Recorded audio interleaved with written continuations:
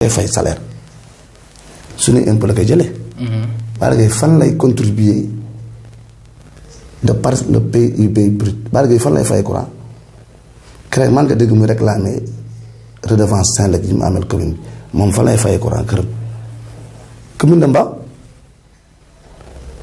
fan la jaroon jëndee xorom commune de Mbao fan la doom jëndee caakiri commune de Mbao donc moom commune de Mbao lay contribuer pour son PIB ñun yëmbal contribuer wu ci dara ndax salaire am foofu la koy lekk léegi ñu jël suñu alal suñuy impôt ñoo di ko fay il nous doit tout. mais comparaison n'est pas raison. non waxuma la comparaison non damaa bëgg nga déglu ma li ma lay wax. li ma lay wax c'était fait. salaire am suñu xaalis la jëlee sa impôt yow impôt Ismaïla impôt Adama. impôt Yëmbal TV ñu jox ko ñu liggéey mu war a liggéey suñu rek. suñu dëkk. jox ko fa dotation pour mu yor liggéey suñu dëkk moom salaire am fan la koy lekk parce que Isma Adama yéen ñëpp seen facture courant fi ngeen koy fay. ci commune bi seen xorom fi ngeen koy jëndee seen caakiri fi ngeen koy jëndee ci commune bi yéen a contribué ci commune bi mais moom mi maire. bu yeewoo fa la jëndee xorom. mais est-ce que fa la jëndee cigarette fa la jëndee suukar mais yooyu ay taxes la mais yaa tax yaa ngi xam-xam li ma la. mais yow chance bi nga am ak possibilité bi nga am de résider à Yeumbeul est-ce que moom tamit am na chance et possibilité boobu de résider toujours à Yeumbeul. Bara Gaye kër papam ak kër yaayam nga fi. da nga def R+16. mais est-ce que chance bi nga am ak possibilité bi nga am moom tamit il a dama ne. na nga def R+16. kan moo ko ci wax dara. mais vous parlez de famille. non attendez non dama lay wax. dama ne na nga may def R+16. ba mën nga def R+16 am na possibilité am fi kër fii ci commune bi. man ne su ma jugee Yeumbeul dem dëkk feneen je fais pas du ma demander benn fois Yeumbeul sama ngor ba ma may la man Seydina Issa Laye su ma am naa ay terrain fu ne am naa dëkk. mais su ma jël sama décision ba damay génn Yeumbeul. dem dëkk Malika wala Kër Massar wala Gandiaye wala Matam. je n'ai pas postulé pour qui que ce soit pour quoi que ce soit ici à Yeumbeul. mais par respect à la population. Bara Gaye lan la ñu war a wax mu ma gis un jour muy dal ci kaw jeunesse Yeumbeul oui jeunesse bi dañoo violent pourquoi Bara Gaye moom ay doom anam dafay ne nekkul Yeumbeul environnement bi nekk Yeumbeul na fi ay doom nga xool. ça c'est des attaques personnelles. non dama ko wax man sama page dama tax keroog bi ñu jëlee fii booy yóbbu leen PDS ñuy xeex ñu am ay blessés. ma ne voilà quelqu'un qui n'a aucun respect pour sa jeunesse. et il a traduit en acte au niveau de la commune bonne politique la def pour la jeunesse entre nous yow jeunesse bu seen nga yaa ngi fi. waxuma la activité politique. mais programme politique laa lay wax programme de jeune. xam naa en parlant de actes yooyu peut-être xam naa fa la ñuy tëjee parce que émission bi mi ngi durer en longueur. président yow en tant que sportif ban mooy sa xalaat ci terrain central bi nga xamante ne c'est un joyau boo xam muy Malika fii ba Kër Massar ñëpp fii lañu daan footballisee mu nekk un patrimoine fii ci Yeumbeul ñu gis mu toj ko ne da ngay def stade depuis 2 ans liggéey yi tàggatémbe lan mooy sa xalaat ci loolu noonu. en plus yow en tant que membre wala boog président UFI nekk ñi nga xamante ne ñoom ñoo war a exploiter terrain bi. non dama ne toujours damay am raison ci nit ñi rek je bu ñu ko annoncé moo wax mu dëgg moo wax ma dëgg moo wax budget bi ñu wax allé laa ne kii def ni manque de respect 200 millions xamul sax lan mooy plateforme nit da ngay modeste man quand je vais parler de média parler de rajo waa télé su fekkee oo ma waa biir Yeumbeul bu oo ma waa Yeumbeul TV mais damay échoué. mu ne laa fi gis ñu def affaire média fii ci Yeumbeul. mais su fekkee ne parce que tamit di neexuma du ma ko impliqué wala du ma jël xam-xamam ça c'est de l'ingratuité et de l'égoïsme. mais terrain Yeumbeul bi rectifier sur rectification lay nekkaat au niveau de la nomenclature budgétaire. pour mën ko defar. Bara il n'a aucun souhait et aucune volonté pour faire de Yeumbeul si te defar terrain bi nii d'ailleurs terrain moomu ko c'est pas la commune terrain fii la. terrain bi fii la y a aucun document physique légal bu Bara Gaye signé pour partenariat te ñu ngi koy xaar terrain bi. bu ci def dara loo xam ne neexul fi maa ngi koy wax muy dégg moom xam na ko sax. même terrain bu paree donc. mais dama ñëw jugee Qatar dama jugee xam nga fan dëgg ñu ne waa Kandaalu dañ doon jouer terrain bi. plus fekk mais waa Kandaalu Baraka deful dara de mais waa Kandaalu ñoo waaye yow ma.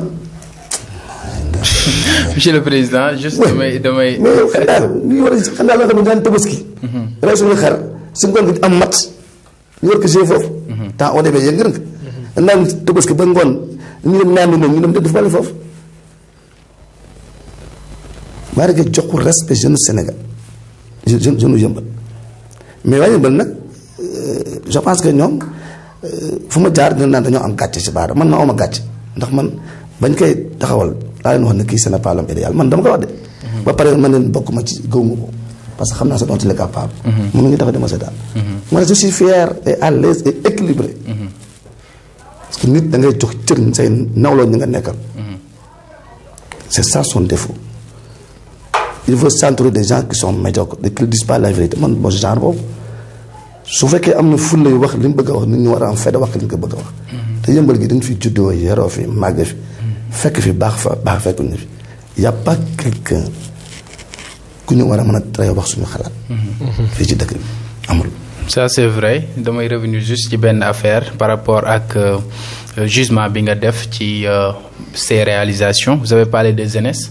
On a eu dans son livre bilan que octroyé na des bourses aux jeunes octroyé na tamit ay permis de conduire aux jeunes aussi tamit le collège qu'il a eu à faire le poste de santé qu'il a eu à faire et beaucoup d'autres choses yoo xam ne le centre commercial Al Maktoum et beaucoup de choses yoo xamante ni def na ko réussir na ko ci première mandat am ba ñu koy plébiscité te loolu moom moo tax waaye Yeumbeul reconduire ko au niveau de la mairie. man dama bëgg souvent damay dégg man sur les fonds propres. nga aussi kooku yéen na koy wax parce que peut-être doon ko gëstu wala nu ne ko il faut qu'il apprenne à respecter au moins les conseils municipaux qui sont avec lui. mais yu si bari c'est avec un partenariat et puis c'est normal les PPP partenariat public privé. mais c'est tout à fait normal. mais Bara Gaye xam nga lu ma la wax. ñun xaalis bi ñu koy voteel budget 500 millions multiplié par 7. muy 3 milliards 500. loolu la ci réalisé léegi 16 bi collège bi ñaata millions la ci def 19 millions ok. 16 millions non na nekk 20. centre de santé bi ñaata la ci def. faculté. waaw doon de sax partenariat. centre commercial bi xam nga du xaalis. léegi 20 millions plus 20 millions ça fait 40 millions c'est 500 millions. yéen a xaalis fan la est-ce que wax na leen moom ñaata la génne. il prend 10 millions par mois pour fay ay salaire contractuel 10 millions par mois la Bara Gaye di génn pour fay ay salaire contractuel 10 millions par mois mooy 100 personnes kenn ku ne mu fay la 100 000 francs. léegi yéen kenn ngeen gis 100 personnes ngeen gis ñu leen di fay par 100 000 francs par mois au nom de quoi. on sait plus de 10 millions je pense. il avait dit 16 millions de. léegi kan lay fay. est-ce que mos ngeen gis benn jeune bu taxaw sol benn gilet di bale tali bi. à part waa ECG. désensablement. est-ce que gis ngeen kenn ku taxaw. di curer les canaux là. si c'est pas waa buun yooyu ñoom laaj jour ñoo koy def. ku nekk ci maire ku ñuy fay. maa kon 10 millions yi muy génne wala 16 millions yi muy génne par mois nañ wax kan la koy def. est-ce que da nga am ay doute par rapport à ak gestion. mais bien sûr c'était doute. oui. non dama laaj posé question man wala invité leen ko mun na ñëw indi feuille. ngeen xool ni muy fay xaalis bi kan ak kan la. peut-être on aura des réponses du côté de la mairie et autres donc dama bëgg a ñëw rek ci benn affaire comme Adama Sànq mi ngi wax ci problème temps bi. actuellement sa position politique mën nañ la affilier fan du côté du pouvoir du côté de l'opposition ou bien da nga am un mouvement citoyen. non man dama am mouvement citoyen. mais je fais partie des cadres de appel 3J boo xam ne madame Aminata Lo moo ko jël c'est un parti politique. duggoon ngeen Yewwi. génnaat fa. loolu moo leen génne. mais ñàkk consensus. ci biir Yewwi. waaw man fii yow moom national xaw ma ko leader mais fii Yewwi man bi li mu commencé. élection locale 2022 demoon nga arbitrage si je me trompe pas. waaw. ak Bara Gaye Seydou Diallo. non man dama arbitrage man ak Bara ak Seydou Diallo. bon après Seydou Diallo moo bàyyi xaw ma noonu demee noonu. mais sama position laa la xool. mais yow ak Bara. non dama leen waxoon ni leen. si charte yi nga xam ne ak charte yi ñu gars yi signé woon. Bara Gaye waru ci woon dugg parce que moom PDS la ne woon. d'ailleurs bokk na sa man li ma taxoon mu ne il faut mu wax ni fan la bokk mais duggewul PDS yi yooyu. fan la pur la ñëwee. pur PDS parce que problème de position personnellement ko intéressant. Bara li mu defoon li mu bëggoon réussir na ko mooy xool moom fu muy classé boppam ba nekkaat maire. c'est ça qu'il a fait il a manipulé les gens ñu nekk mais man j'étais confortablement ko bi gars yi taxawee dama leen kii warul nekk si suñu biir. parce que fan la bokk bu dee PDS génn na fa bokkul pire mais après waa pire ñoo ñëw si mos la ci mu ñëw ni ñoom ci ñoom la bokk. d'ailleurs li ma doon wax man su ma nekkoon conseil municipal damay attaqué actuellement le bureau municipal là c'est pas légal. Pourquoi? Parce qu'ils n'ont pas respecté la parité. La parité. mais bureau municipal Birame Souleye Diouf di loolu la ko daanal Birame Souleye Diouf bu Pastef loolu la ko daanal le conseil municipal la. premier adjoint bi góor la deuxième adjoint bi jigéen la. mais warul nekk est-ce que parité bi dañ ko war a appliquer. premier adjoint warul nekk góor. Ah bon? Et puis pourquoi ñu nekk góor ba pare ñu bokk benn parti ñoom ñaar Bara Gaye ak Babacar ñu bokk benn parti ñu nekk benn pour lan. mais foofu noonu je pense c'est trop controversé. c'est pas controversé Birame Souleye bu Pastef. nekk Thiès mais c'est le même cas premier adjoint góor la. mais actuellement nii dañoo tas conseil municipal bureau municipal. mais tout ça sous les yeux du sous-préfet bi nga xamante ne moo fa teew. lan moo tax lan moo tax loolu xam nga loolu c'est des choses yoo xam ne c'est des actions politiques qu'il faut faire auprès de la Cour suprême attaquer leen man dama conseil municipal. su ma nee conseil man fan waroon bañ a laa bañ a. maanaam mbaa du nekk candidat man foofu laa bañ a man. foofu laa bañ fa ma war a bañee laa bañ man su ma nekkoon conseil municipal nga xam. mais après bon mujj na nekk candidat ba yëmbal reconduire ko appel 3J. loolu amul problème. moo taxit képp ku ñëw ne ma grand dañoo juum. vraiment yaay nga ñu dama naan waaw yal na la yàlla jàpp. mais à chaque fois Bara day manipuler et peut-être daf ciy génn. waaw mais bu ko génn ci man ba mu bëggee manipuler ñëw si man génn ko ci. léegi nag su fekkee ñeneen ñu am seen responsabilité. devant Bara Gaye pour xam ne ñu war a xam. pour xam ne Bara leen di nax. pour xam ne Bara leen wax dëgg. pour xam ne Bara mi ngi jël seen sang di fayee ko si seen xaalis di ko jox waa commune de Mbao. loolu waa yëmbal ñoo mais man je suis à l'aise pour le dire. avenir politique appel 3J da ngeen di dem du côté du pouvoir ou bien. man de souvent man ba ma laajee sama xalaat en tant que cadre du parti mooy ma Aminata Lo dafa nekk candidat présidentiel. Aminata Lo nekk candidate élection présidentielle situation dëkk bi avec dislocation ñaari bloc yi côté pouvoir ak côté opposition dëkk bi tension bi nga xamante ni moo ngi xeeñ avec avènement Ousmane Sonko ak montée en puissance am ak tamit Macky Sall mi nga xamante ni mi ngi bëgg ngoy ci nguur bi quoi. ah mais c'est tout à fait normal dans tous les deux cas kenn ku nekk yaa ngi sa position. et tu le défends bien. mooy sama position laay defar mooy sama candidat Aminata Lo les gens de Pastef ils se battent pour seen candidat jàll les gens de Pouvoir ils se battent pour seen candidat nekk man je me bats pour ma candidate. maintenant nag ñun bu ñu tolloo ñu nan xool ba xam fu ñuy dugg. par rapport à la troisième candidature. ah du président Macky Sall. kooku ñun am nañu réunion incha allah semaine prochaine. pour y prononcer. actuellement yow vous êtes pour ou bien vous êtes contre la troisième candidature. Ma position n'est pas très importante c'est la position de mon parti qui est importante. mais vous en tant que Seydina Issa Laye Diop un jeune yëmbaluwaa et sénégalais lan nga gis que ni suñu constitution bind que nul ne peut faire plus de 2 mandats consécutifs donc actuellement yow gis nga ni le président dafa am na droit def 3e ou bien. la priorité et l'exclusivité je le réserve à mon parti. à votre parti. Oui. donc comme li gars yi APR yi def du ma ci wax. donc position boobu noonu. non dama ne la priorité.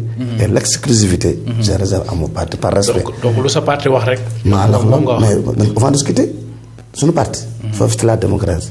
donc on propose on discute.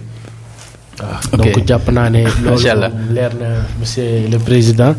gis nañ ne émission bi neexoon na. trop gudd na aussi parce que vous avez répondu à bëggoon nañu sax tànn piège parfois mais vous avez réussi à sauter l'obstacle. donc ñu ngi lay sant di la gërëm ci wuyu bi ñu wuyu ici. di la bàyyi nga joxe ce mot de la fin à l'endroit des téléspectateurs yi nga xam ne ñoo ñu seetaan. non man sama mot de la fin benn bi mooy. encourager le projet là. ndax j'ai eu le temps un tout petit peu de discuter avec un de vos collaborateurs. en l'occurrence Ismaïla. gis naa ne bi may expliquer c'était clair dans sa tête. et gis naa il a joint l'acte à la parole. voilà un gars qu'il faut encourager. et c'est de te des moyens tey Bara Gaye qu'est-ce qu'il a fait bon à ma si génn ba ma qu'est-ce qu'il a fait pour le projet là. tey war na ko encadrer war na ko sécuriser. war na ko subventionner. kii bokk ci ñu promotion Bara Gaye ci la bokk. parce que daf ko jox opportunité mu wax ak waa Yeumbeul parce que xam ne waa Yeumbeul dañuy sànni Yeumbeul TV. au retour qu'est-ce qu'il a fait pour ça mais man de mon côté au moins moyens yu ma ci def mais am naa ay mots d'encouragement et de félicitations yu ma leen jox. persévérer c'est le difficile qui est le chemin. ça c'est important. parce que nit dama jàpp man. man su ma doon Bara Gaye damaa xam man li média bi lan la ko apporté. absolument surtout. waaw. loolu moo tax man la manque de reconnaissance boobu. dafa am man la ni xoolee ñi ko jàppale ñëpp. day na bàyyi. mais c'est bon pour vous et c'est bon pour nous. en tout cas il faut rien regretter. ñu nekk ay ngor ñu ngi bële ñu ngi kon nekk ay ngor. mais heureusement vous n'avez pas créé ce projet pour lui. et j'ai vu que vous déroulez. et savamment avec beaucoup de professionnalisme ak li ma gën a neex ci projet bi mooy gëm-gëm bi ngeen ci àndal. donc ma leen ci encouragé. ce mot de la fin mooy dama bëgg jeunesse Yeumbeul laay waxal. monsieur le maire Bara Gaye da leen di nax man mënuma nax parce que lu ma xaw a def ma xaw kaa xam mais posé leen acte yi mu posé yëpp ngeen teg les faits ngeen commentaire. ngeen xool est-ce que delloo na njukkal askanu Yeumbeul. actuellement nii kenn la ko ci maire bi parce que il est député. mais alhamdulilah y a pas de souci am leen seen fulla ak seen fayda jëlee ko fi fal ki leen ki nga xam ne moo leen yëpp lo kese la bu fi kenn di njaxtu kenn. tous nous sommes responsables man de man je suis pas responsable. ndax man ba ma waree bañ naa ko man.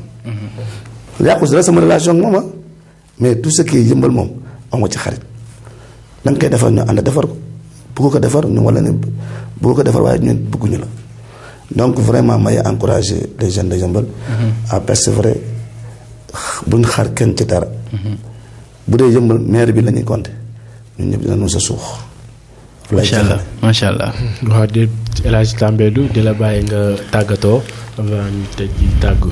bon di la sant aussi Adama ci gestion émission bi di sant aussi monsieur le président donc di ko jaajëfal bu baax a baax ci suñu appel bi nga xamante ni nangu na ko wuyu comme doomu Yeumbeul gi mu doon doomu Yeumbeul nekk ci biir Yeumbeul TV loolu lekk sag la ku ñun ñu koy gis à l'international que ñu koy gis ci sous-région bi muy briller avec les couleurs de la nation donc loolu moom fierté boo xamante ni la mënuñu ko natt di ko sant bu baax di ko gërëm di sant bu baax aussi ñëpp ñi nga xamante ni ñu ngi ñuy suivre à travers Yeumbeul TV di leen wax ni édition spéciale la woon ñu ànd si ak le maire bi nga xamante ni moom mooy et monsieur le président bi nga xamante ni moom mooy Seydina Issa Laye Diop lancé na aussi benn appel bu am solo ci soutien bi nga xamante ni autorités yi dañ ko war a jëmmal ci seeni médias local mais Yeumbeul TV c'est pas le Yeumbeul TV de Bara Gaye ou de Seydina Issa Laye ou de Adama c'est pour toute la population yeumbeullois c'est pour tout le département de Keur Massar et c'est pour toute l'international donc ñoo ngi leen di jaajëfal bu baax a baax. waaw chers téléspectateurs lii lañ leen indiloon tey avec le grand président Issa Laye Diop. président du 12e Gaïndé mais à travers waxtaan bi li muy gën a dem gis nañ ne wax nañu expérience am fi mu jot a jaar. ak maanaam parcours de combattant bi nga xamante ni def na ko ba egsi fii tey mais nag nee na comme ni mu ko waxee sànq. sa candidate sera. Aminata Lo Dieng. Donc Aminata Lo Dieng day bokk ci jongante bi en 2024 avec peut-être le président de la République Macky Sall ak Ousmane Sonko mais moom nee nangul wax ci troisième candidature donc li partem wax rek donc loolu laay wax inchallah ñi ngay xam naa d'ici quelques jours di nga def communiqué pourquoi pas ñëwaat fii toog fii wax communiqué di wax ñu sa position par rapport ak la troisième candidature de Macky Sall donc yéen ñi doon seetaan lii lañ leen indiloon fii tey ñu ngi leen jox dig daje ba prochaine fois ak beneen plateau spécial ak beneen invité. Inch'Allah.